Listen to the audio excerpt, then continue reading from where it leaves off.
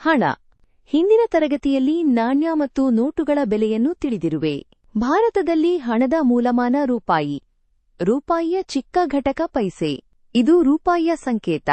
ಈಗ ಬೇರೆ ಬೇರೆ ರೂಪಾಯಿಯ ನೋಟುಗಳಿಗೆ ಸರಿಹೊಂದುವ ನಾಣ್ಯಗಳನ್ನು ಗುರುತಿಸೋಣ. 1 ರೂಪಾಯಿಗೆ 50 ಪೈಸೆಯ 2 ನಾಣ್ಯಗಳು ಸಮನಾಗಿದೆ. 1 ರೂಪಾಯಿ ಎಂದರೆ 100 ಪೈಸೆಗಳು. 2 ರೂಪಾಯಿಗೆ 1 ರೂಪಾಯಿಯ 2 ನಾಣ್ಯಗಳು ಸಮ. 2 ರೂಪಾಯಿಗೆ 1 ರೂಪಾಯಿಯ 1 ನಾಣ್ಯ ಮತ್ತು 50 ಪೈಸೆಯ 2 ನಾಣ್ಯಗಳು ಸಮ. 2 ರೂಪಾಯಿಗೆ 50 ಪೈಸೆಯ 4 ನಾಣ್ಯಗಳು ಸಮನಾಗಿದೆ. 2 ರೂಪಾಯಿ ಎಂದರೆ 200 ಪೈಸೆಗಳು. 5 ರೂಪಾಯಿಗೆ 1 ರೂಪಾಯಿಯ 5 ನಾಣ್ಯಗಳು ಸಮ.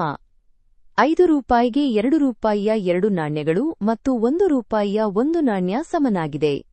5 ರೂಪಾಯಿ ಎಂದರೆ 500 ಪೈಸೆಗಳು. 10 ರೂಪಾಯಿಗೆ 5 ರೂಪಾಯಿಯ 2 ನಾಣ್ಯಗಳು ಸಮ. 10 ರೂಪಾಯಿಗೆ 2 ರೂಪಾಯಿಯ 5 ನಾಣ್ಯಗಳು ಸಮ.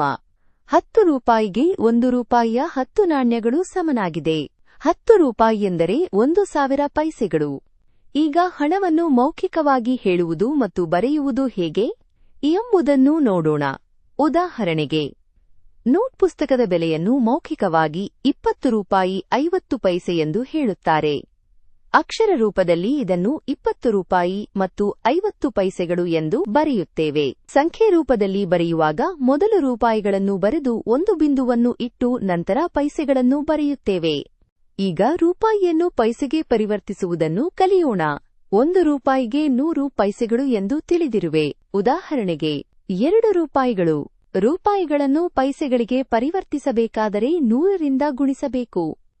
ಆದ್ದರಿಂದ 2 ರೂಪಾಯಿ ಗುಣಿಸು 100 ಸಮ 200 ಪೈಸೆಗಳು. ಈಗ ರೂಪಾಯಿ ಮತ್ತು ಪೈಸೆಗಳೆರಡೂ ಇದ್ದಾಗ ಪೈಸೆಗಳಿಗೆ ಪರಿವರ್ತಿಸುವುದು. ಉದಾಹರಣೆಗೆ, 1 ರೂಪಾಯಿ 25 ಪೈಸೆಗಳು.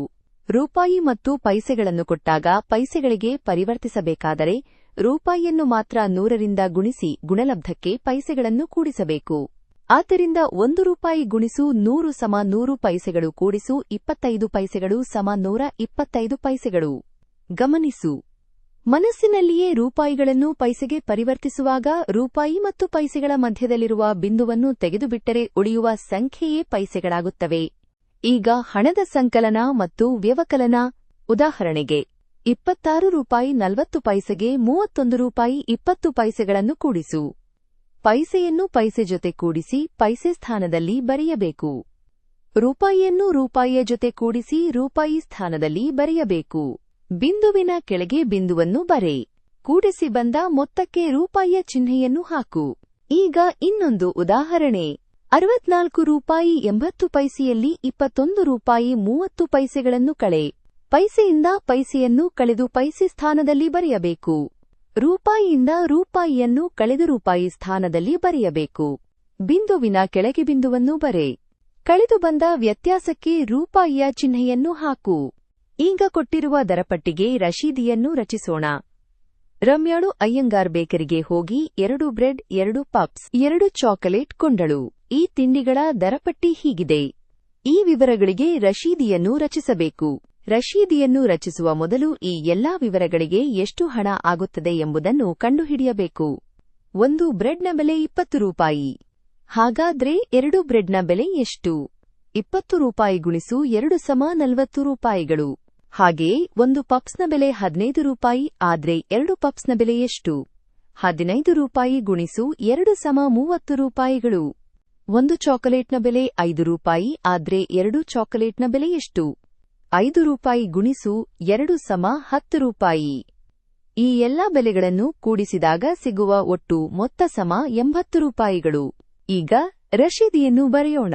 ರಮ್ಯಾಳು ಅಯ್ಯಂಗಾರ್ ಬೇಕರಿಯಿಂದ ತಿಂಡಿಗಳನ್ನು ಕೊಳ್ಳುತ್ತಾಳೆ. ಹಾಗಾದ್ರೆ ಅಂಗಡಿಯ ಹೆಸರು ಅಯ್ಯಂಗಾರ್ ಬೇಕರಿ.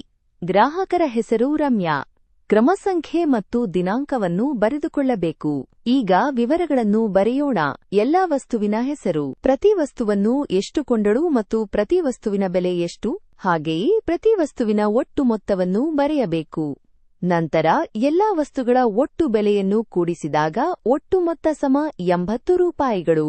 ಈ ಮೊತ್ತವನ್ನು ಪದಗಳಲ್ಲಿಯೂ ಸಹ ಬರೆಯಬೇಕು. ಅಂದರೆ ರೂಪಾಯಿ 80 ಮಾತ್ರ.